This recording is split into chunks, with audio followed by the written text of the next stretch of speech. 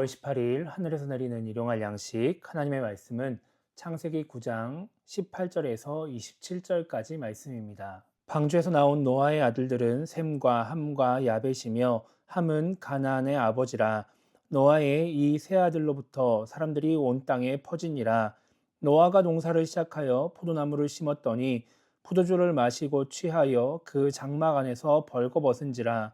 가나안의 아버지 함이 그의 아버지의 하체를 보고 밖으로 나가서 그의 두 형제에게 알림해 셈과 야벳이 옷을 가져다가 자기들의 어깨에 메고 뒷걸음쳐 들어가서 그들의 아버지의 하체를 덮었으며 그들이 얼굴을 돌이키고 그들의 아버지의 하체를 보지 아니하였더라. 노아가 술이 깨어 그의 작은 아들이 자기에게 행한 일을 알고 이에 이르되 가나안은 저주를 받아 그의 형제의 종들의 종이 되기를 원하노라 하고 또 이르되 셈의 하나님 여호와를 찬송하리로다. 가나안은 셈의 종이 되고 하나님이 야벳을 창대하게 하사 셈의 장막에 거하게 하시고 가나안은 그의 종이 되게 하시기를 원하노라 하였더라. 아멘. 오늘 말씀은 이제 노아와 그의 아들들 사이에 있었던 일에 대해서 이제 기록하고 있는 말씀입니다. 20절 말씀, 21절 말씀 보면 이렇게 말씀합니다. 노아가 농사를 시작하여 포도나무를 심었더니 포도주를 마시고 취하여 그 장막 안에서 벌거벗은지라. 이렇게 말씀하고 있죠. 포도나무를 심고 또 포도를 재배해서 포도주를 만들어 먹었다라고 한다면 아마도 이 사건이 일어났을 때는 방주에서 나오고 시간이 조금 흐른 뒤에 일어난 사건이지 않을까라고 추정해 볼 수 있습니다. 그리고 노아는 비록 장막 안에 서긴 하지만 술에 취해서 벌거벗은 그런 상태로 잠들어 있는 그런 모습을 보이고 있는 것이죠. 그리고 22절은 이렇게 말씀합니다.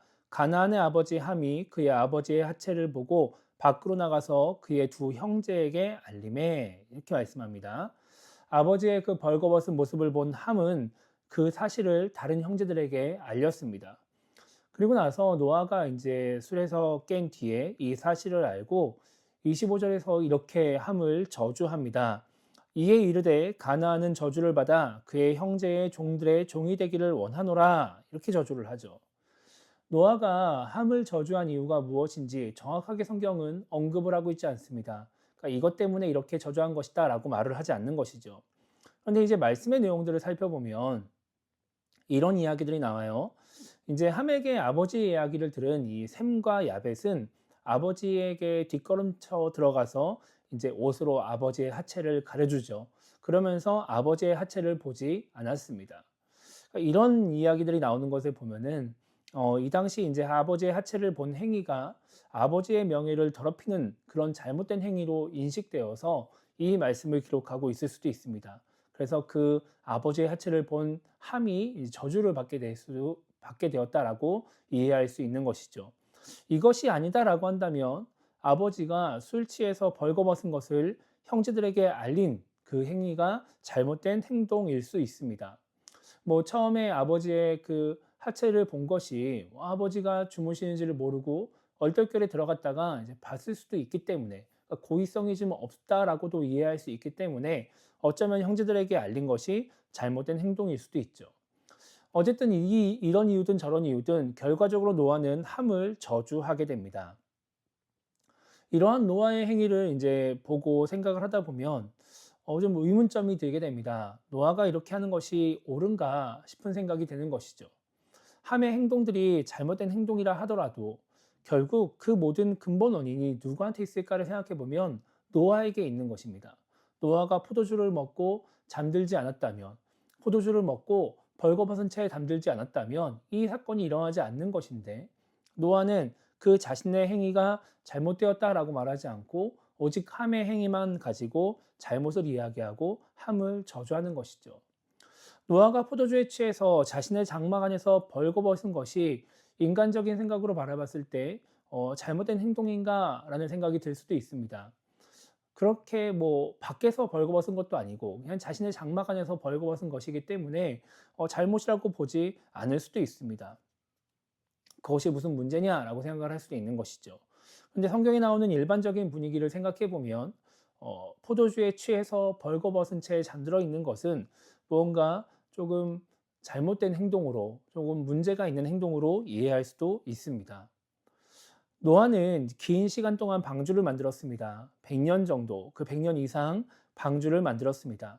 그냥 방주를 만든 것이 아니라 하나님의 심판에 대한 내용을 알고 그 심판의 날을 기다리면서 방주를 만들었기 때문에 노아는 아마도 심적으로 많은 부담을 갖고 또 압박을 받고 있었을지도 모릅니다.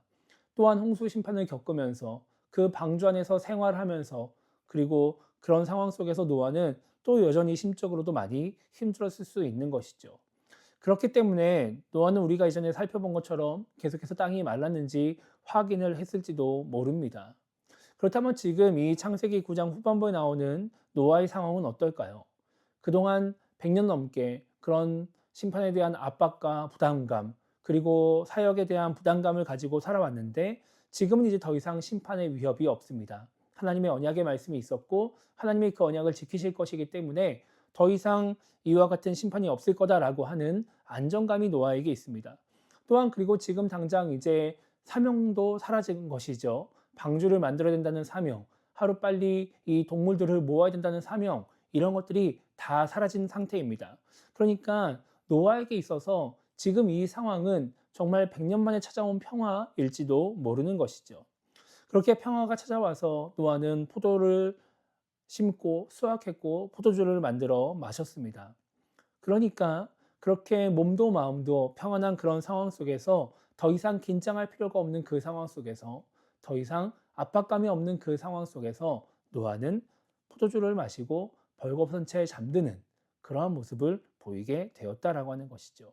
그리고 그것을 성경은 부정적으로 바라보고 있다라고 우리는 이해하고 있는 것입니다.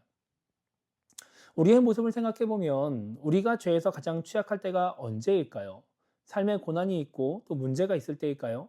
아무런 문제가 없이 잘 먹고 잘 살고 있을 때일까요? 대부분은 삶에 고난이 있고 문제가 있을 때는 하나님을 찾습니다. 하나님 앞에서 올바르게 살려고 애를 쓰고 그럼으로써 하나님의 은혜를 구하려고 합니다.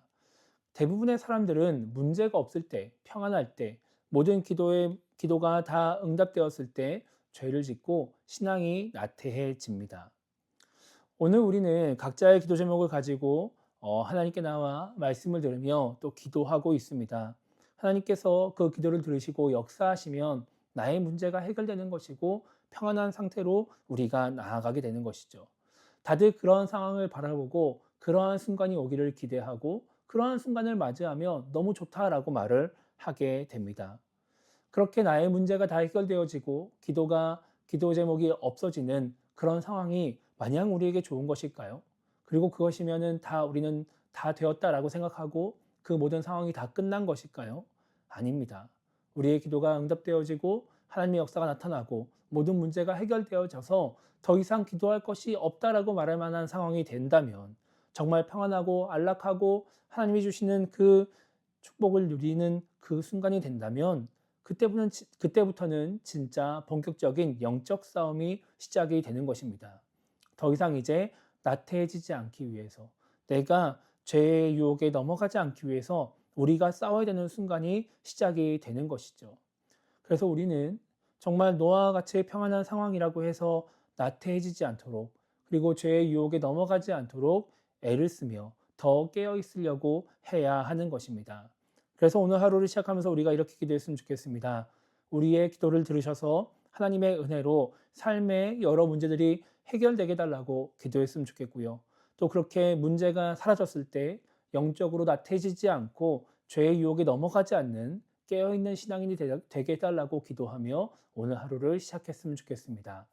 하나님을 힘들 때만 바라보는 것이 아니라 힘들 때만 깨어있는 것이 아니라 평안할 때에도 하나님을 바라보고 흔들리지 않으며 항상 깨어있는 우리 모두가 되기를 주님의 이름으로 축복합니다.